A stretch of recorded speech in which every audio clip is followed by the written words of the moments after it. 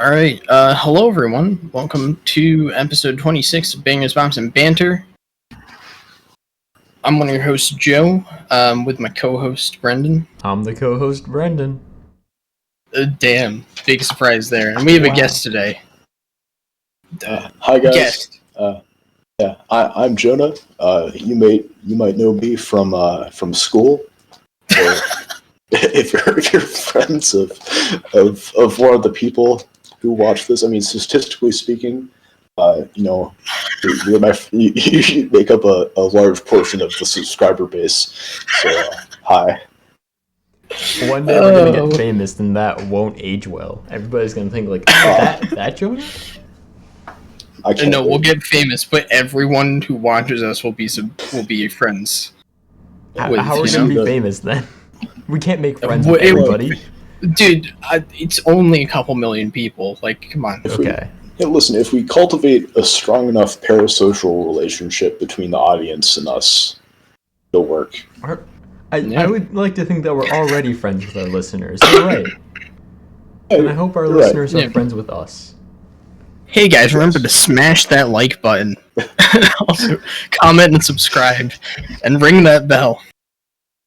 According to YouTube statistics. Join our the Bop Stop Titanfall 2 clan. Yeah, if that ever becomes a thing. Yeah. Do that.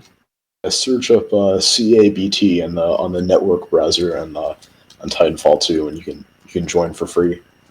You know, normally at the end we ask guests if they want to plug themselves, and they say like social media, not Titanfall clans. Oh, sorry. But, that is social media. What are you talking about? I mean, Brendan, what is this? I don't have a Twitter account. Like, what else am I gonna? Oh, no, fair. Anyway. Anyway, we got a cool episode coming up. I think. I mean, probably. I don't know. Yeah. Hopefully, they usually are. First, we're gonna go over some music and movie news. Then we'll be talking about the Michael Kiwanuka album, Love and Hate. And then we will be discussing the movie Sandcastle, directed by a guy that I don't remember. Fernando Directed Coimbra. by Coimbra. Yeah. All right. So, let's get right into the music news. Firstly, in pretty big music news, so I guess a bit of background. Taylor Swift has been not in a legal battle, but her music is not owned by her. It's owned by Scooter Braun, who was apparently really abusive and a shitty person. And basically, Scooter Braun has sold her masters.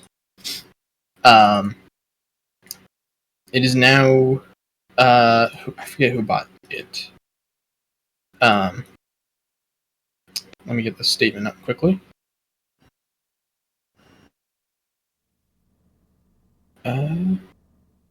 Shamrock Holdings is the firm who now owns Taylor Swift's music. Taylor Swift has confirmed, however, that she's still in the process of re-recording her albums, so she can own them. All of them? And yeah. Oh, that's the company owns her first 6 albums, I believe. I don't remember how many albums she has. I'm pretty sure it's that's 7 everything through Reputation. Yeah. Let's see.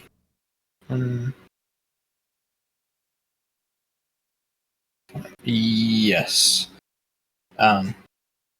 So yeah, the only ones she owns are her past 2. So, yay. I think it would be a little bit different if she was like Justin Bieber or whatever, and you have like a songwriter come in who's hired by the company or whatever, and then you sing it. But from what I can tell, Taylor Swift actually writes most of her songs, right? Yep. Like almost all of them. So that makes it even scummier because it's like 100% her. Yeah. Even on her earlier work, I believe she is also the one playing guitar and stuff like that when she was in her country phase. So Yeah, I assume it's on most of her work. I mean, I'm guessing her most recent album, she probably plays guitar on it. Yeah, Folklore, I believe, is also a lot her. Folklore is actually, if you, I would say, like, I kind of recommend Folklore to people. I think it's worth checking out. It's definitely different from like I've regular heard Taylor bits and Swift. snippets because. Oh yeah, my sister plays it all the time. She's a big Taylor Swift fan. I haven't really liked what I've heard, but maybe if I sit down and listen to it like from like start to finish, maybe I'll like it. I don't know. If you're indie trash, then like go for it. No. She's even based out of Vancouver too. All right. Well, our next bit of music news, Phil Elverum, he has announced the Microphones in 2020 is getting a photo book, which is all of the images from the short film that was released earlier this year. It's pretty cool. Which is very cool. That's cool. Yeah. Support Phil Elverum. Please support the Microphones and Phil. He's like great. Yeah. I love him. I wish them great the music. Best. Yeah. Never heard of him. I'll have to check him out. There's this little album called A Crow Looked at Me. Yeah. Don't listen to that. Don't go into A Crow Looked at Me like contextless. It's like it's literally the most depressing album ever made. Yeah. Like it's fucking hard to listen to because of how like depressing it is. But yeah. Moving on to something a bit more uplifting. The Weeknd is going to be performing at the 2021 Super Bowl halftime show. He seems like kind of the not the right energy, I guess, for like a halftime show. I don't know. I guess his more recent album was a bit more like dancey, I guess. It's a bit more poppy, yeah. It's kind of like 80s like synthwave almost. Yeah. I mean, Weeknd's alright. He's not like Bruno Mars though. Remember when Bruno Mars did the halftime show? I remember when Bruno Mars I do remember the halftime show. Yeah. Do you remember when Maroon 5 did the halftime show though? I also remember when Maroon 5 did the halftime show. Remember when the Black Eyed Peas? Yeah, I remember that halftime show actually.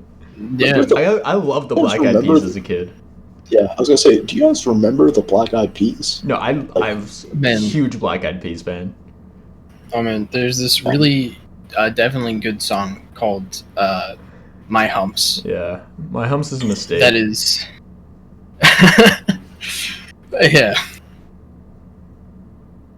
All right. Next in music news, Ticketmaster has announced it has plans to check for coronavirus vaccine statuses before people can go to concerts or buy tickets, it seems. Which I think is a good move. It's a good step in the right direction. It's not like a foolproof thing, but it's definitely... Yes, thank you. You should definitely do that. I mean, of course, there isn't a vaccine yet, so... Yeah, but like once concerts start to returning, this is definitely a good idea. Yes. Please, I have so many concerts that were postponed that I want to go to. Please. All right. Next in music news, Spotify is going to be buying the podcast hosting company Megaphone for $235 million. This is a lot of money. Yeah, and it's really interesting because like Spotify is in debt right now, I believe. Wait, actually? Really? Yeah. They're like currently not making money, from what I understand. I mean, that's like how companies work at this point. Is like you just don't make money, but there's a lot of potential though. Yeah. If you're big enough, the government just gives you money. You know that, right? Yeah. Like most of the Fortune 500 companies don't actually make that much profit. How you get on the list is based off of revenue.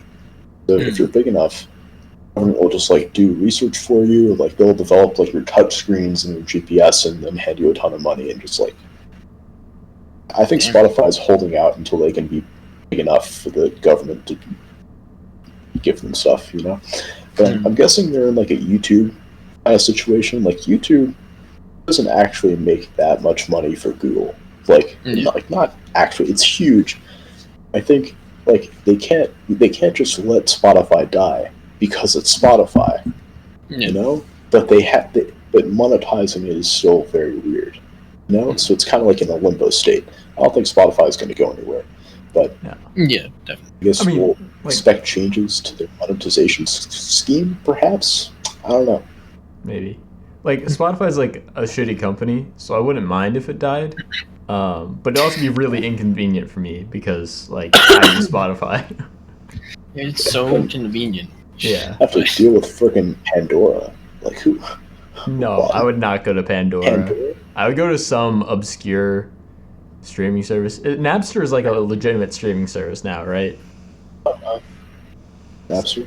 I think all my homies use LimeWire. LimeWire actually is shutting down. Like, finally. Was it not already shut down? No. It was like still around apparently, but I learned today that it's like actually being forced to get shut down by like the courts.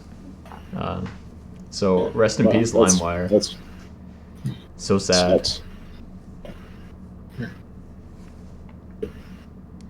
All right, well, next in music news, Morrissey's been dropped from his record label. Ha, fuck Morrissey. Sorry. Ever heard of him?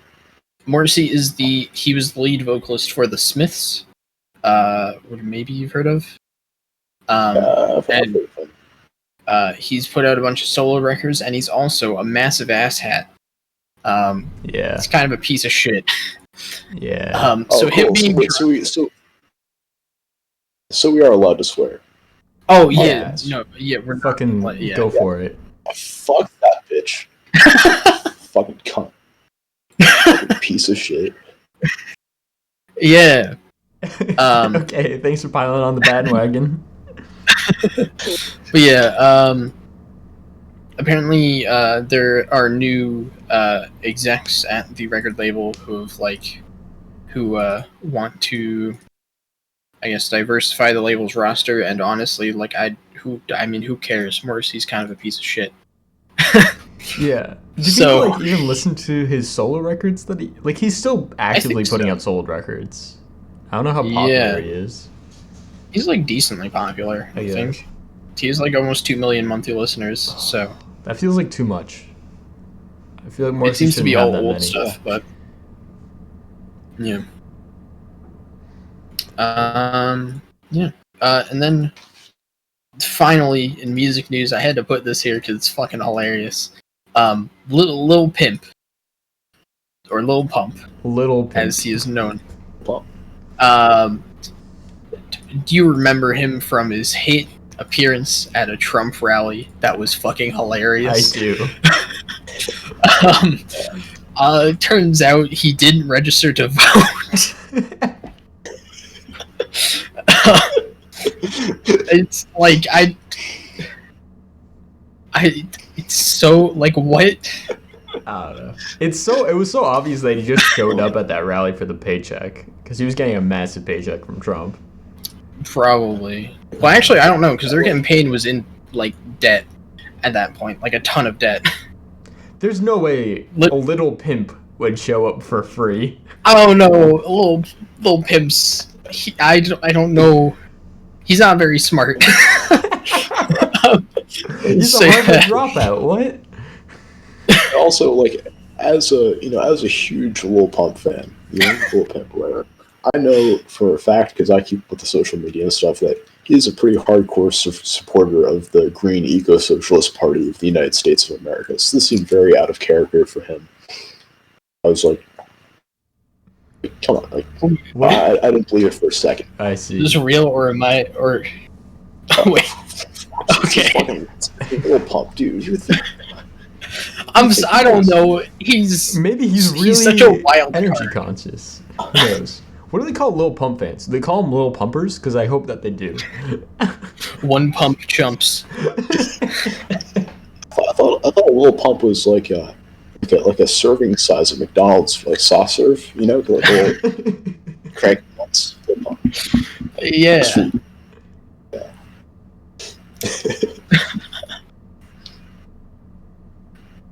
All right. Well, now we can move on to some movie news. Not that much in movie news this week. Firstly, Lene Ramsey is going to be directing a Stephen King book, The Girl Who Loved Tom Gordon, which seems like it will be interesting. Lene Ramsey directed. I forget her last movie name. But she directed We Need to Talk About Kevin. I forget. She also directed a film with Joaquin Phoenix that I forget the name of. I think it's You Were Never Really Here, I think is the film. But yeah, it'll be interesting to see what she does with that. Next. Guys, alright. Sylvester Stallone. He in the Suicide Squad.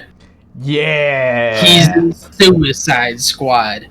Yeah, he's gonna be in the James Gunn version of Suicide Squad, so... Yeah. Wait, I forgot they're remaking Suicide Squad, right? Yeah. That's what they're doing. Yep. It's a spin-off, or not, it's not a spin-off. DC is, like, focused way more... Reboot? I guess soft reboot. They've like gone away from doing a universe and are just doing like individual movies that are seemingly disconnected. Probably for the better, honestly. Yeah, definitely. Marvel. Yeah. Yeah. Actually, that does remind me. His character Rambo made an appearance in Mortal Kombat. Just wanted to throw that out there. So you can play as Sylvester Stallone. Mortal Kombat. Rambo plays Sylvester Stallone? Wait, what? Sylvester Stallone. Never mind. Yeah. Just forget it. He's in Mortal Kombat because... Rambo's in Mortal Kombat. Yeah. Yeah, okay. Yes. There's like too many Mortal Kombat characters. Yeah, they added Terminator in. Like it's. Yeah. Oh my god! It's almost like they're Wizards of the Coast. In Mortal Kombat. Relevant to the other two people in this call. Right. Anyway, enough of Mortal Kombat. That'll be the subject of the separate Bop Stop Gaming podcast. Subscribe to Bop Stop Gaming. We should Twitch. Start a Let's Play channel. Except it's just me playing Titanfall. Hey, if you want to, we will give you the platform for it. Hey kids, if you're one of the remaining 2,500 people who play Titanfall 2 on PC, this is the content for you. Yes. Can you like just upload videos and you have a face cam and just like fucking blank face the entire time? You don't say anything. It's just a screenshot. It's just that I can make my. So you know how like you can put up like you can take a picture and then you have some AI bot like it moves the face based off of what you're saying. You know, like that. But it's a picture of me and it's my own voice talking. This is a brilliant. Now this is content. Yeah. Hey guys, welcome to my channel. Today we're using the Kraber, the 50 cal sniper rifle with 2 flash grenades and running the Tone Titan. And today we're going to be doing a book review of How Nonviolence Protects the State by Peter Gelderlis. I would watch this channel. I want this, please. Oh my god. It's like the best idea. Yeah. Hey, listen, guys, and if you run dual wield machine pistols in Titanfall 2, chances are you are very well educated on the history of the U.S. government co-opting non-violent struggle during the civil rights period. Oh my god. Please. I need this to happen now. Oh my god. Holy shit.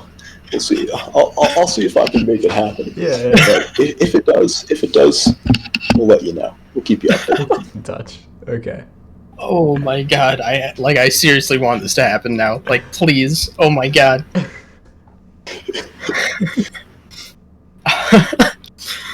Alright.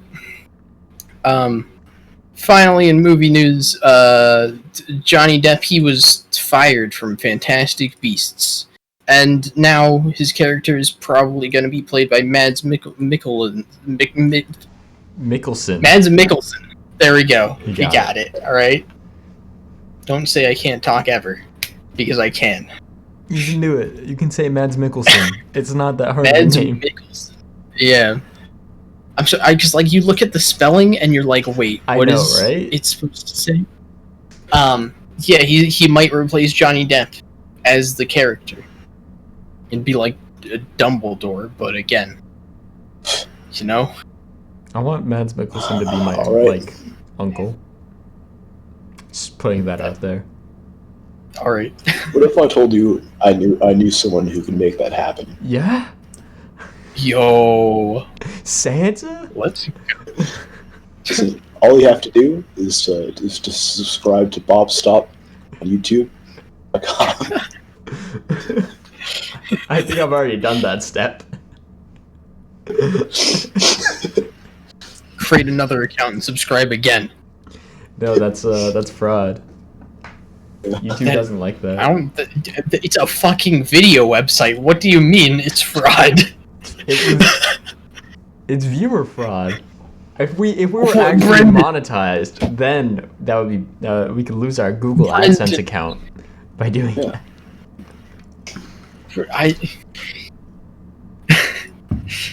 Aren't these videos monetized? No. I'm monetized? No, you don't get to be monetized until you like actually have a following.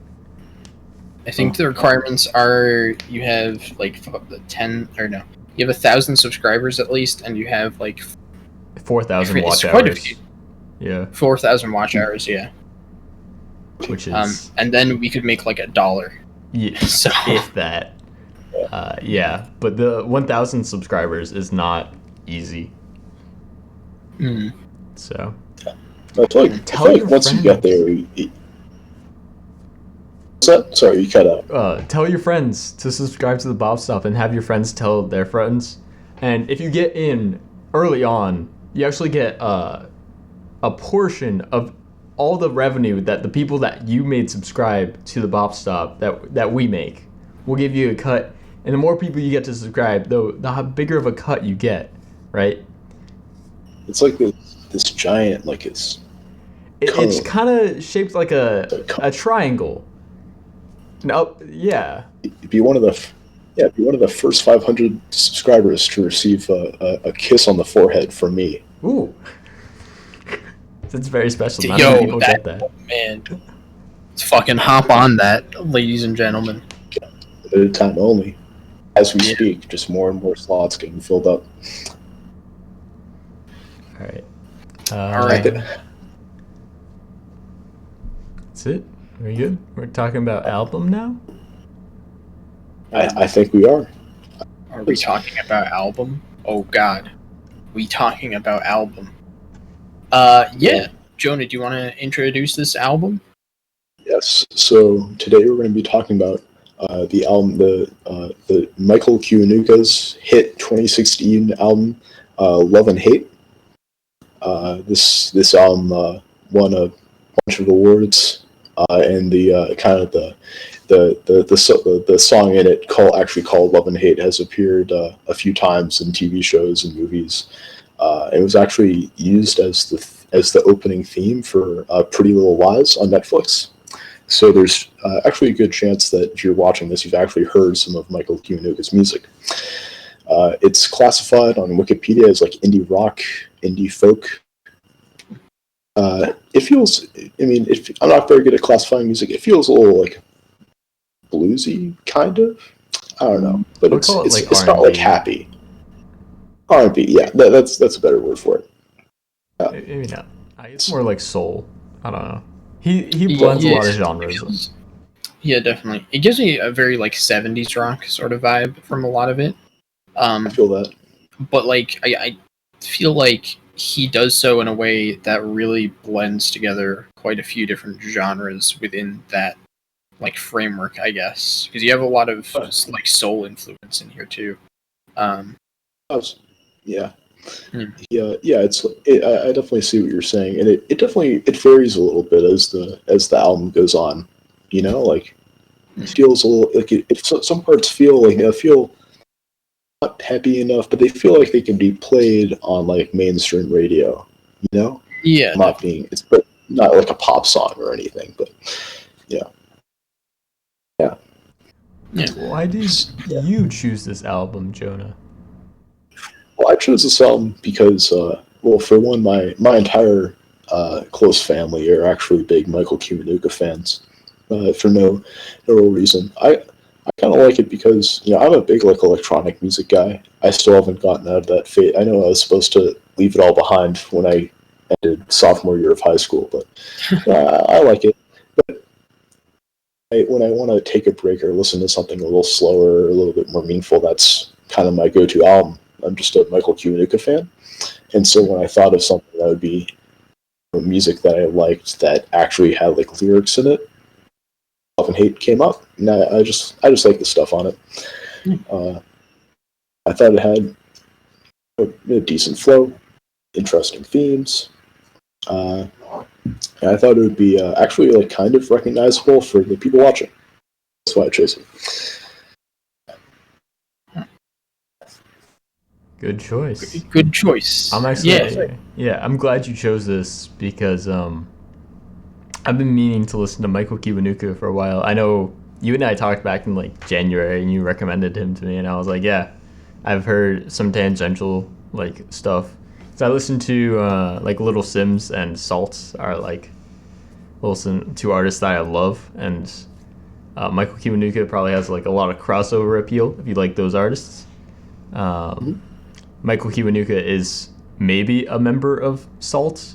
Salt is kind of mysterious, and we don't really know like who's in it, but it's likely that he is. So that's cool. But yeah, I haven't actually heard of Salt before, but I'll check him out. Yeah, I would recommend their 2 albums that they dropped this year. We'll love them both. Oh, wow.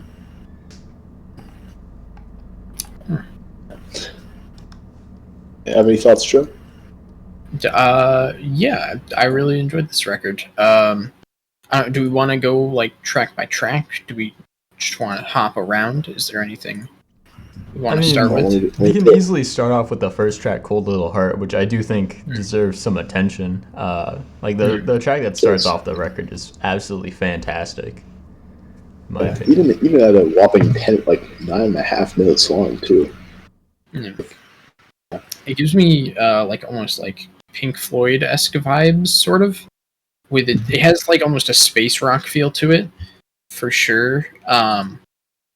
While I really like how it kind of like brings in these like more orchestral elements into the track. I think it gives the sound of it like this very rich feel, for sure. Oh, absolutely. I think it utilizes all of the 10 minutes too. It isn't like it doesn't overstay its welcome. It doesn't feel like a gimmick. Like because I've had that happen, especially in the electronic music world. Sometimes a song will be like 8 minutes long, and it's just like the same hook repeating over and over again. But for this, I was like pleasantly surprised because it didn't feel like it was repeating anything or returning to the same like hook over and over again. It was had a nice flow to it, and it's a good opening too. Yeah, definitely. It feels like it consistently builds on the ideas it presents throughout the song as it like slowly gets towards this like really grand conclusion. Definitely, I think a great start to this album. Next up is Black Man in a White World. This one actually had kind of a cool music video worth checking out. But I like the song. This is also my family also a fan of the song, just as a detail. But it's catchy, and it does it feels a little like gospel-y too.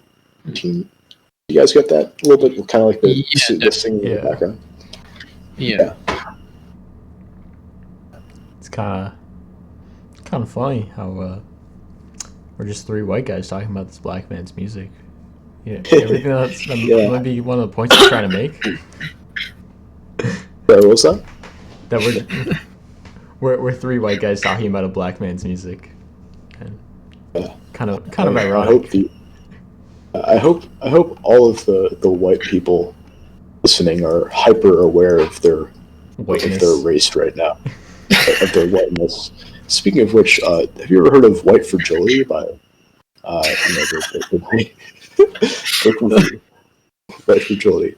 Anyway, good song. Listen to it.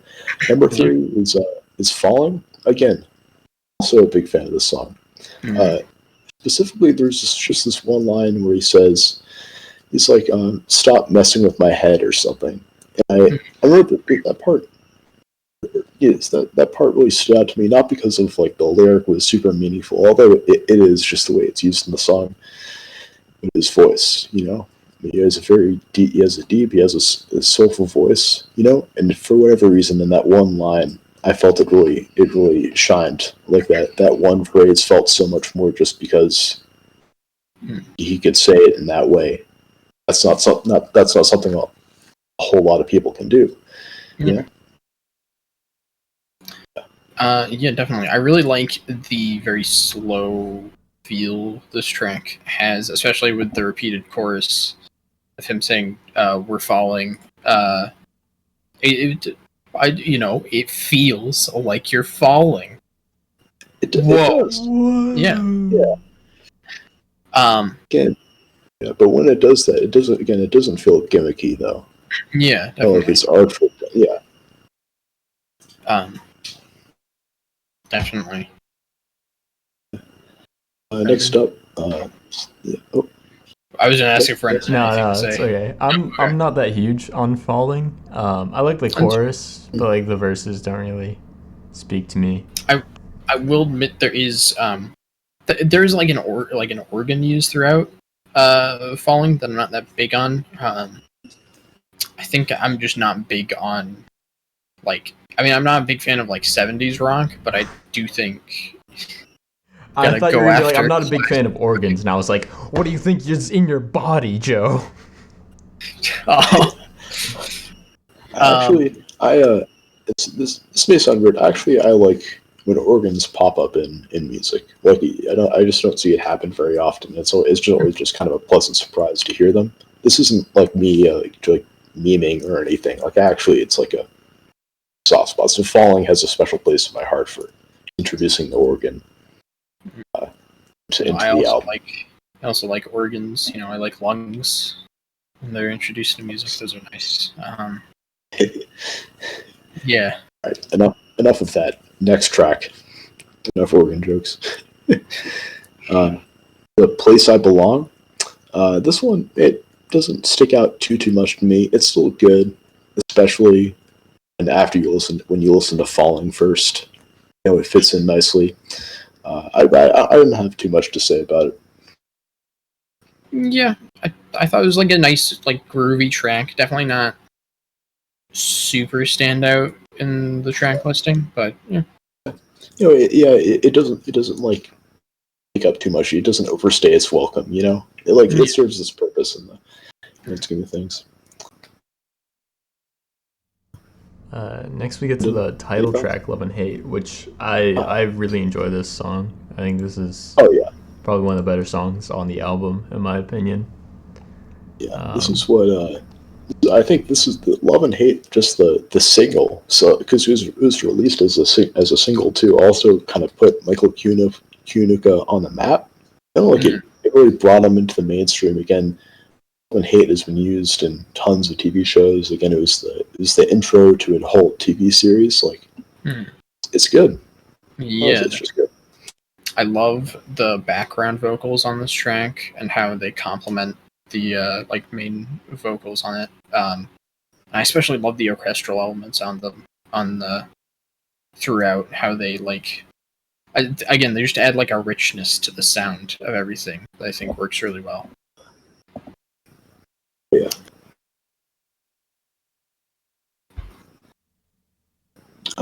Then moving on, like One More Night. I really like One More Night. Yeah. It switches it up a little bit. So it's a little bit more like upbeat, or not upbeat, but it's a little bit more faster paced than kind of like A Little Heart or something. But it's pleasant. Yeah. I will say I'm not that big on the verses on One More Night, but I do enjoy the chorus quite a bit. That like, is it a guitar or is it like a saxophone on the chorus? I don't know, that comes in. I think it's a saxophone. But I think that sounds really nice on the chorus. But I feel like the verses are a bit too sparse for me personally. Yeah, I kind of find this track a little bit repetitive, and that brings it down. So yeah, I get that. There's like, as like a general thing on this whole album, like things that he walks like a kind of a fine line, I feel, between just enough and like too little. And there are definitely times where he dips into the too little, I feel. So, but I think overall it's still like really good. Like, I like the next track, I'll Never Love, which is definitely one of the shorter tracks on the album. Mm-hmm. Also a fan of... It is sad, yeah. Also a big fan of I'll Never Love. Definitely coming in on the kind of the love side of love and hate. Like he's on the love side, but he's on the low. Like he's not. I mean, he's never gonna love again. And he's very sure that that as the song is playing. Yeah, I mean, a lot of this album is about like being lonely, it seems, or wanting love, and it's not there. Which, if you're in that kind of mood, it's definitely I think a good album to encapsulate that mood. So I think it also it's not angsty in any way. It's not like I'm lonely and I'm mad or frustrated. He's like he knows what it's like and feel like some sort of some understanding. When I listen to the song, like this guy knows how you feel. And you just have your feelings acknowledged. Yeah, I really appreciate it. Yeah, and then after that, or after I'll Never Love, we got Rule the World. I say a fairly slow paced track in the album. But I really love on this track, also on other tracks, like the use of bongos that happens throughout. They're very subtle, but like I think they add like a lot to tracks when they're present. I agree. Rule the World is actually my favorite song on the album. And I think I love how it opens up with kind of like distorted guitars. Like guys, what I'm talking about. Yeah. As it leads in, he's like, do I have to rule the world or will it come to me? I was like, I like that. Like I love just listening to the intro of that. Like the rest of the song is good, but I appreciate the way it starts out and gets going.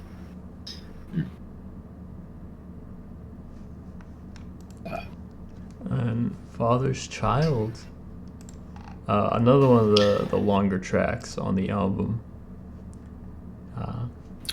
Coming in at 7 minutes. Yeah. I love how the instrumentation is like layered on this track. Like there's so what's the word for it? Like there's such a depth to the instrumentation. There's so many different things happening at once, but it all comes together in this really nice into this really nice package, I guess. The way that everything just like falls in together, like works perfectly. Yeah. I think when I was listening to this album for the first time, also I expected the song to be the end. Like when Father's Child finished, I was like, that was a good album. Time to listen to something else, you know. Then the Final Frame kicked in, and I was like, oh, it was kind of weird, but I think it doesn't feel too out of place though. Like after listening to it fully, it feels, you know, it makes sense, but it's definitely kind of comes at us as a surprise when you're listening to it for the first time. Yeah, definitely. Like I think Final Frame's like a decent end, but honestly, I do think Father's Child probably would have been better to like end with. I guess. Yeah, I just have in to terms agree. of sound. It just feels like such a final like moment, I guess. And then like you have another track that doesn't feel quite as, I guess, conclusive. But yeah. I don't think it's like a bad track, but yeah, it doesn't have the same power behind it as some of the other tracks on this album. Definitely. Yeah, it's not like it's not worthy of its own single or anything like that. It's not like Rule the World or Love and Hate or Love and Hate or something. Yeah. All right. This last one, the Final Frame. This one, I mean, it's all right. It's weird. It doesn't make for as good of an ending as Father's Child, but at the same time, when you listen to it, you can tell that this was like meant to be the end of the album. Like this was what it was cut out for, you know, which feels a little weird. Like your boy Michael kind of slipped up a little bit. He fucked up. He fucked up.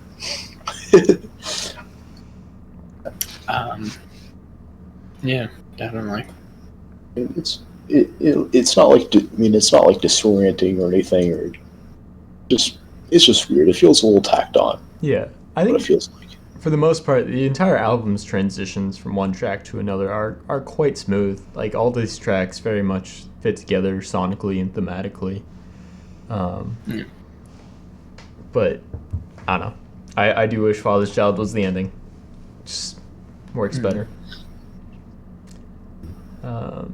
If anybody has nothing else they want to say, I'll wrap up. Give it a score. By the way, we give stuff scores out of 10. So. Oh shoot! A lot of pressure is on now. We'll give you a rundown. I forgot. You don't actually have to give it a score if you don't feel like it. So. Like, I mean, it's fine. I don't have any other music in this genre to compare it to. Like this is the best R&B album I've ever heard in my life. I mean, it's all about like personal enjoyment. So you can compare it to like if like eating ice cream is a 10 out of 10 enjoyment, and like this is like almost as good as eating ice cream or something. That's like a weird thing to compare it to, but like you gotta feel as you go on. You don't have to give it a score. As a music critic, I compare albums to eating ice cream. Yes. Eating ice cream is a 10 out of 10 album. If I had the choice between eating ice cream and To Pimp a Butterfly, it's a toss-up. Damn. So that's a quotable right there. Anyways, I really enjoy this album. Like I said, I enjoy like Michael Kiwanuka tangent artists, so this kind of was up my alley. There's a lot of great songs on here. Like I said, like vibe of it is very nice. The theming and lyrics are well written. They can be a bit sparse at times, but I don't know. It works out, I think, overall. I don't know. It's a lot of really great tracks. Very enjoyable album. I'm at like an 8 out of 10 on this album. Yeah, I think this album has a lot of great stuff going for it. I love a lot of the instrumentation, how it kind of combines genres. I do think it maybe there are times where it feels like it does take a bit too much from its influences, like 70s rock and like specifically 70s rock. There are times where I think that gets a little bit overbearing, but I do think that it does a great job at combining these genres, and it has a lot of creative ideas behind it. I think it's absolutely worth checking out. I think it's a great record. I'd also give it an 8 out of 10. All right. Well, I really enjoyed this. I don't have a lot to compare it to, but it's definitely a pleasant experience, and I definitely didn't expect to enjoy Michael Kiwanuka's work as much as I did. And stumbling upon this after just listening to Love and Hate as a single was really a pleasant surprise. So I'll hand it an 8 out of 10 as a thing. Definitely worth checking out. Good. He was peer pressured into it. Yeah. I think this is actually the first time we've all agreed. We've had a guest on. Yeah, everyone's agreed. I don't remember if there's another. Yeah. Maybe.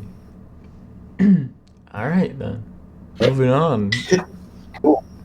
To the movie Sandcastle. Yeah. Which is about Sandcastle. It's about a bunch of kids getting together at the beach, building a sandcastle, having a good day.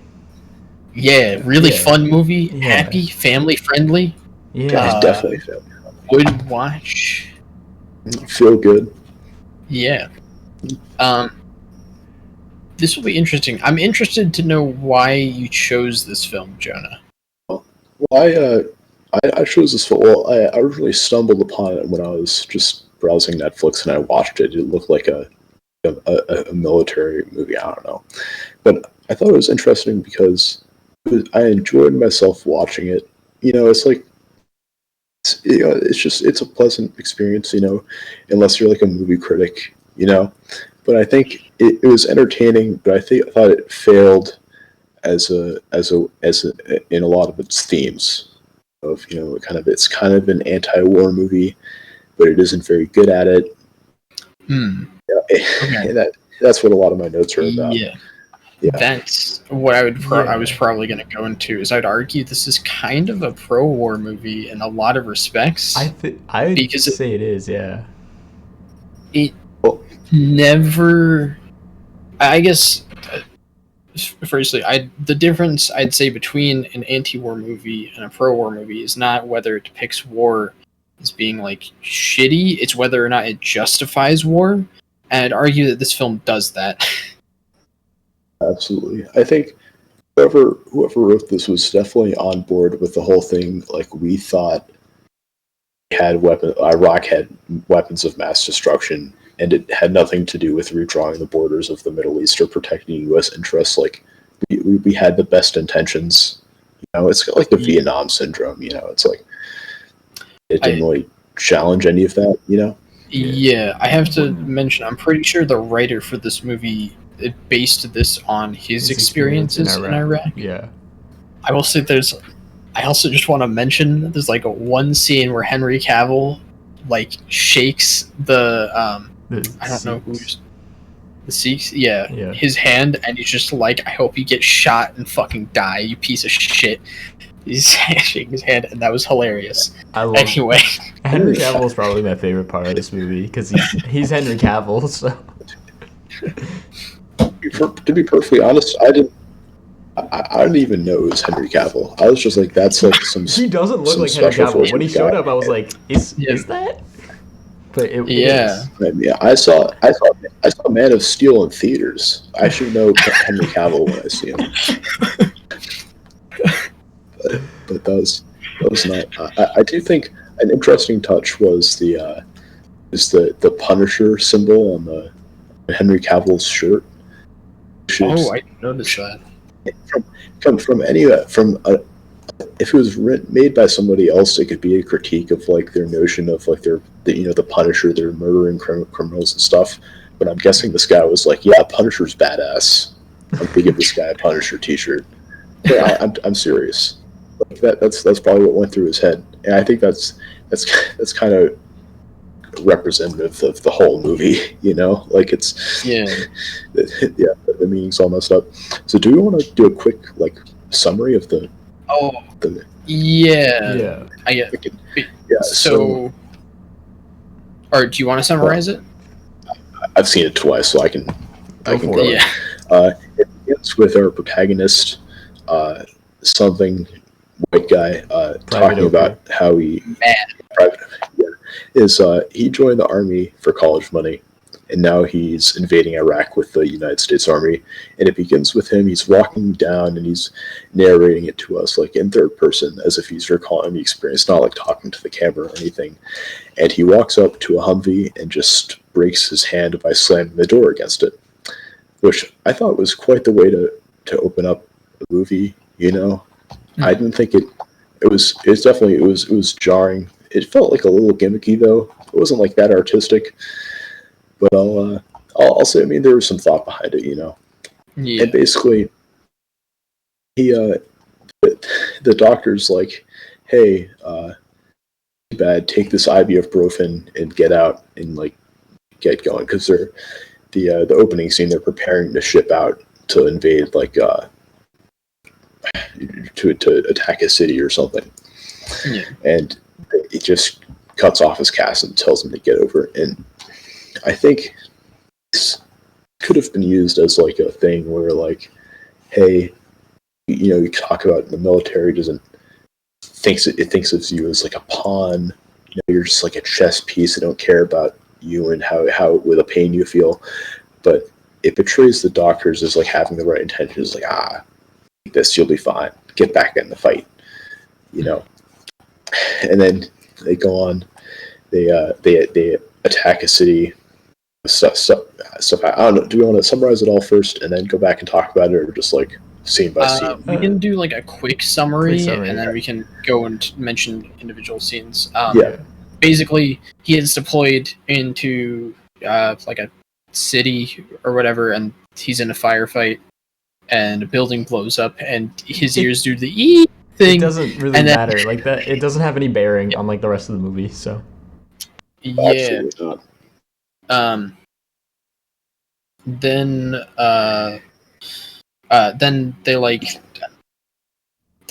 basically they end up at like a they get place, like reassigned. They get reassigned from where they're stationed in the city to a small village that the U.S.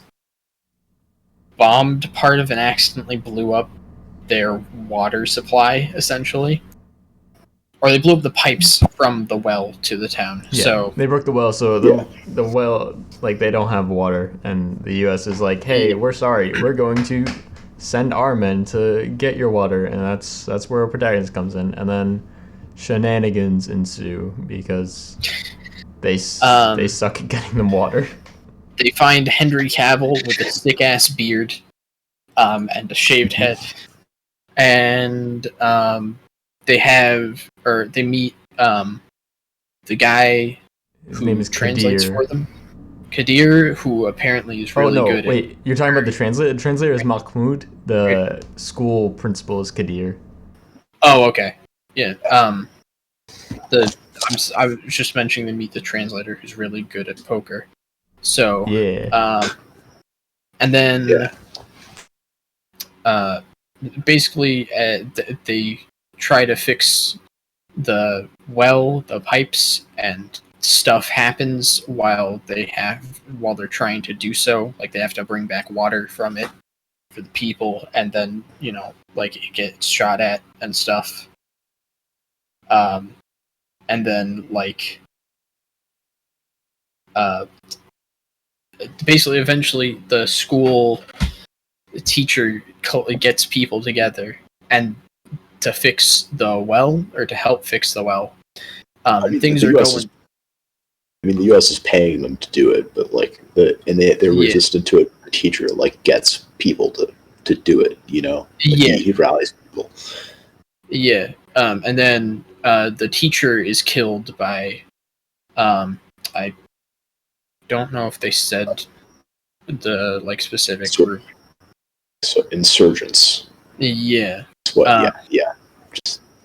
And then they get intel about the insurgents' whereabouts from the brother, and they get the insurgents, and then they almost fix the well, and then it gets blown up by a suicide bomber, and then the main character gets dismissed, and that's it. That's the end of the movie. I think you had a lot of trouble. It seems like we're having a lot of trouble like summarizing the movie succinctly because like a lot of stuff happens, yet also like nothing happens in this movie. I feel. Yeah. It's like, okay, so the scene where they're invading the city, you can make. So I know it's hard not to make war look exciting. That's what I'll say. Like unless you're doing like a World War I documentary, it's hard to not make war look exciting and cool. And like that's why I like films like Saving Private Ryan or whatever. Like I look at the beaches of Normandy and like the opening scene of Saving Private Ryan. I do not want to be there. I don't want to be there. I'm watching this invasion scene. It's like exciting. It's Modern Warfare 2. Like I was looking at that and I was like, that looks kind of cool. They're on an adventure. They're fighting bad guys. Some guy like he's playing Modern Warfare 2. Holds triangle for precision airstrike and blows up a hotel building. Like that's if you're making an anti-war movie, don't make it like that. You're running and there are bullets whizzing by your head and you're calling out. You're dodging sniper fire. It's like. I was very disappointed by that. Again, it was a Modern Warfare 2 campaign mission. That's what my opening scene was, and it didn't have anything. I want to say, I think personally my biggest problem with this movie is that the characters are just like so one-dimensional, and sometimes even like zero-dimensional. I feel. So because like you have our main guy, Private Oker, who his whole characterization is he kind of just doesn't really want to be there, but he also wants to help people, but he also doesn't really want to be there. But like he does want to be there at the end of the film. But but then he does because they were gonna get the water. I don't really get why he's so intent on the water at the end of the film, because it was like the his sergeant said, like they were never gonna get it. It's but his sergeant I'm sorry, I kind of laughed when the sergeant was like, please, I know you don't mean it, but say it to me. And it's like, oh shit, his fiance just oof. Anyways, I thought that part was kind of funny, and it's like obviously kind of awful because that shit happens all the time to soldiers, and it's unfortunate. I remember there was a different, much better anti-war movie. I forget the name of it. It's also set during Iraq, and it's just these soldiers stuck in barracks for months and months and months and months and months. And one time they bring in like a porno film, to keep the soldiers happy. And this guy's, yes, and he sees his wife. The Gulf War. Sorry, yes. The country's been at war for so long, they all blend together. But, but like that again, it just shows there are so many better ways to do this. It just doesn't do any of them. All right. And when they, I just want to get to the water thing because this is where it really falters, right? So it's clear that it's the United States' fault for blowing up the water. Yeah. Like they drone striked something. They get there, they're trying to fix it. And and you can go from there. It's like, okay, the United States needs to right its wrongs. You have Oker, who's good. They're going to fix the water. They're going to get people the water. And then at that moment, the blame is on the Americans for doing this. And then, they're getting there, and people don't like having them there because they blew up their water tank. And they're like, we're trying to help you. Even though they blew up their water tank, doing the bare minimum of just fixing the problem. And then, they get ambushed, and the water leaks everywhere. And from then on, I feel like it's like, ooh, the damn Arabs are preventing us from helping them. And there's even a scene where they're delivering the water and they're asking people to come work and fix the well, and the guy says, help us help you. At that moment I was like, this is bullshit. Are you help us? Like, that feels like something like a corporation would say. Gonna be honest exactly. with you. Yeah. I don't think those elements are necessarily bad on their own, because I think in a much smarter film that could be used to show like the problems with that. But the way the film goes about everything is, it feels like its stance on everything is like, yeah, the US, they fucked up, but they're the good guys ultimately. Is kind of their stance. Yeah, without any. It kind of seems like the movie like blames the Iraqis for not helping the United States, and then when they do help, he gets murdered, like he gets burned alive, and it's like, yeah, that's why they're not helping. Yeah, those are my thoughts exactly. It's just, oh my god, I feel like it could have made more sense if maybe this was set, I don't know, during World War II, right? And the two sides are fighting each other, but the people don't have water. And so maybe it's like the soldiers are trying to fix it, but they're at war with each other, so there's a conflict. But with this, it's an invasion of a country by the most powerful military force in the world versus some like tiny, it's like some desert, and that it's like the dynamic is completely messed up. It just falters so bad, and especially at the very, very end, like the suicide bomber, almost implied blowing up the pump that they worked so hard to fix. It's like is helping these people even worth the effort? Is fixing the mistake we made by invading this poor third world country even worth? Is it even worth to pick up the pieces? And I think that, I mean, that's kind of thing. That's like, I think one of the anti-war points this movie tries to make is that, because like when they get assigned there, the sergeant's like, "Why are you doing this to us? We are about to go home, and you're sending us out here for a photo op." And they're like, "Yeah, that's what you're doing." And at the end of the day, they don't even really get their photo op, and they get killed, for it. Oh yeah. One definitely dies, another probably dies, and a third is severely injured from their little their photo op. And it's like, yeah, because the U.S. military is dumb.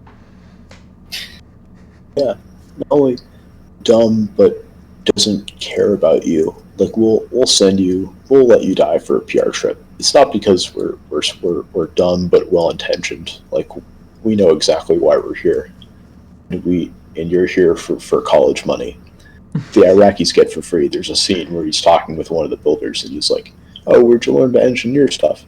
And the Iraqi guy is like, "I went to school for free." And Private Oker is like, "Huh."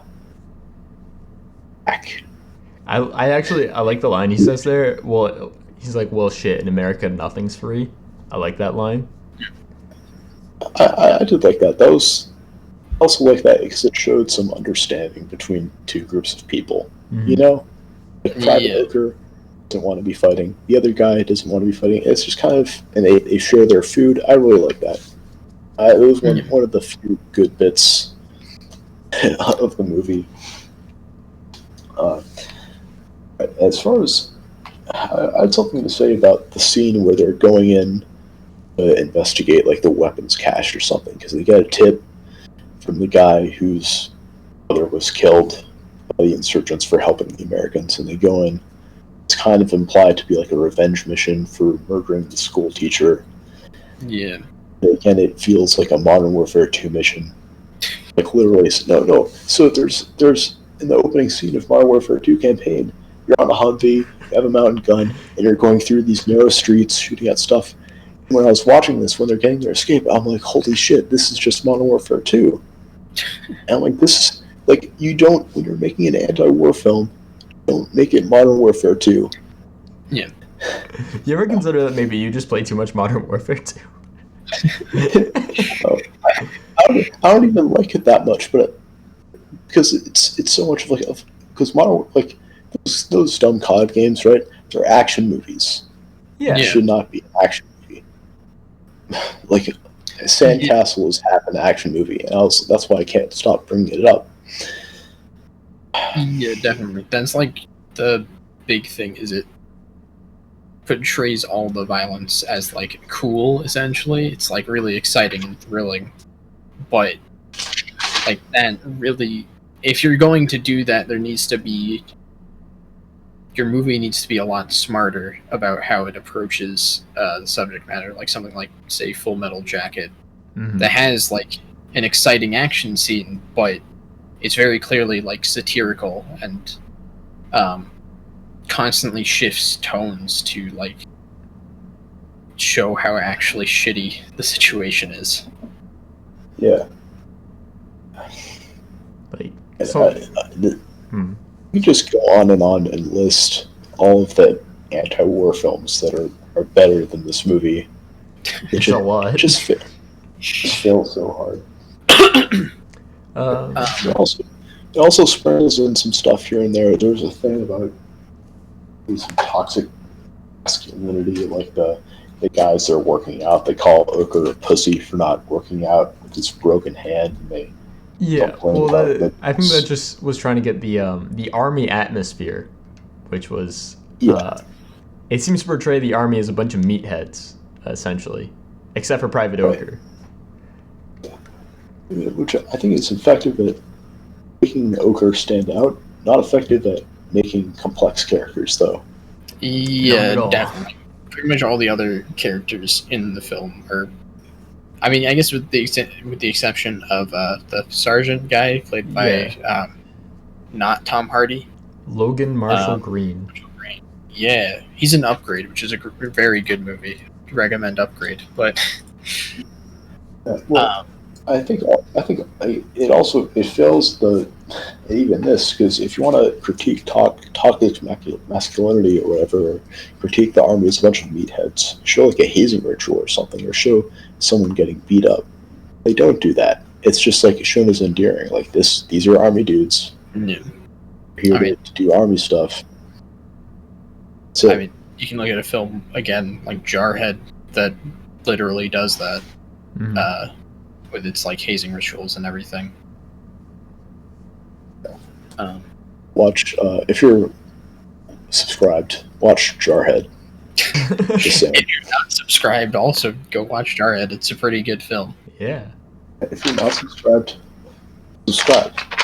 That too. Anyways, I think we should like wrap up. We can keep on talking forever about little mistakes that this movie makes. Also, want to mention there's like the editing is generally fine, and like the cinematography is fine. It looks fine.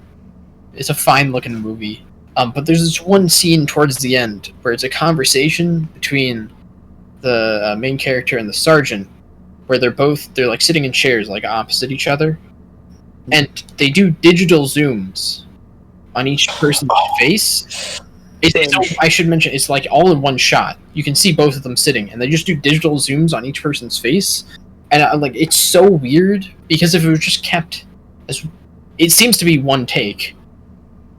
I could understand if it's like multiple takes that they're cutting together, but like, why not just shoot it in one take? Like, if it was just, it seemed to be just shot in one take, and like that, just keeping the camera still that entire time would have been way better than doing digital zooms for no reason.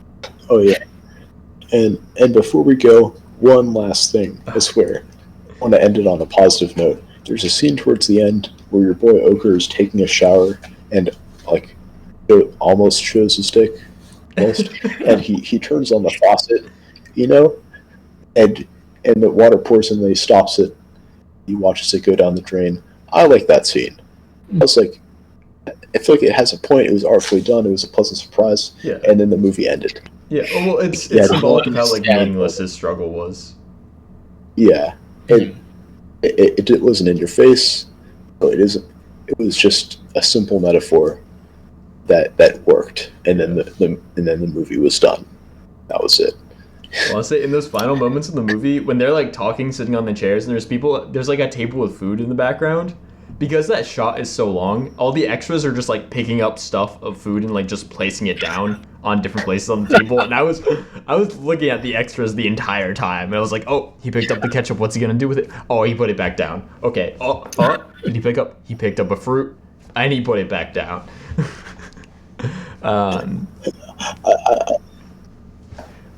But anyways, this is like, I think this might be the most like basic war film I've ever seen. Yeah, like, it feels very basic. It hits all the notes that like a war film is supposed to hit, but there's nothing extra. It's very bland. Like as we said, the characters aren't intriguing at all. The action is there. The plot tries to be there. It doesn't really make any points. It doesn't make you think about it. Overall, like for the most part, it does the movie things. This is a movie. I will say that this is a movie, and it certainly feels like a movie. But it's not really a good movie. I give it like a 4 out of 10. Yeah. I'm gonna be a little bit more generous. I'm gonna say 5 out of 10 because I enjoyed myself watching this. Not the second time around, and not once I thought about it some more. If you like looking at Henry Cavill, he's not even watch Man of Steel that much, but yeah. No, if you like Henry Cavill, watch Man of Steel. If you like war movies, watch Saving Private Ryan or something. And if you want an action movie, watch Black Hawk Down. Like, all the movies do, a ton of other movies do everything better than what this movie does. So I wouldn't say it's worth a watch. Say. Yeah, I found this movie to be entertaining enough while I was on. Like, it held my attention. I wouldn't say I was disinterested in it while watching, but definitely the way it goes about portraying the war and like I guess like presenting it without doing so it does so without really any thought. Basically, it doesn't make you think about the implications of what it is presenting. I think it makes it such a much less engaging film because of that. I'm at like a 4 out of 10. It's not like the worst thing ever. Like, you could do much worse for movies, but like it's really not something I'd recommend. Go, I don't know. Are we just gonna list off other war movies that are better? Looking tangential movies to this, I would definitely recommend like Full Metal Jacket and Jarhead. Those are the first two that like come to mind from this movie. Yeah. I don't know if you guys have any others you want to throw in there. So, also Ran, because I love Ran. Ran. It's not like a contemporary war movie. It's I don't actually know what decade it takes place in. It's a Japanese movie by Akira Kurosawa, and I love it to death.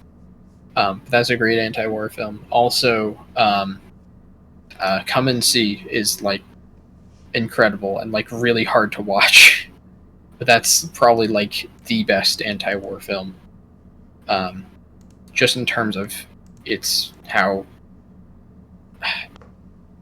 well it goes about talking about how awful war is, essentially. You know, it's a good movie. All Quiet on the Western Front. If you're feeling vintage, watch the original black and white. The book is like, the movie's depressing, and the book is supposedly even more depressing. So, yeah. Yeah. You just feel free to check it out. I think that's. Yeah, that's gonna be a little rippity rap from us here at the Bop Stop. Rip rap. Yeah. Thanks everyone for making it this far. Appreciate it. Yeah.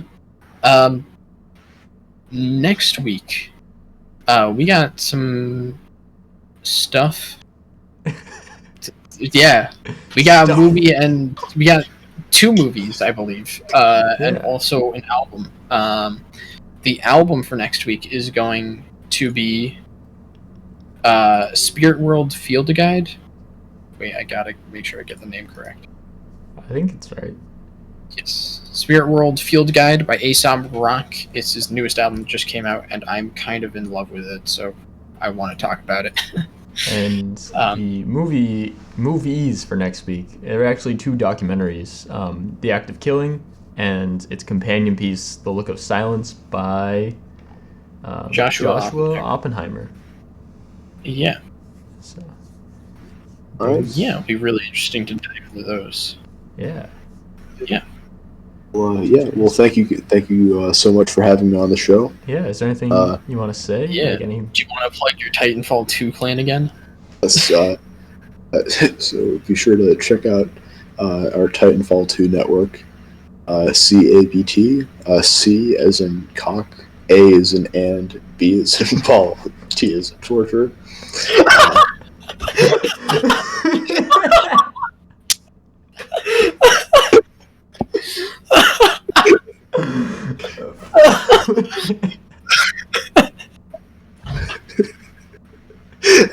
That's it.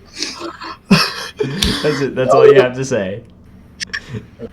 I don't have like a Twitter account or anything. If I do, I'll let you know. But that's it. Thanks for watching. Thanks for watching.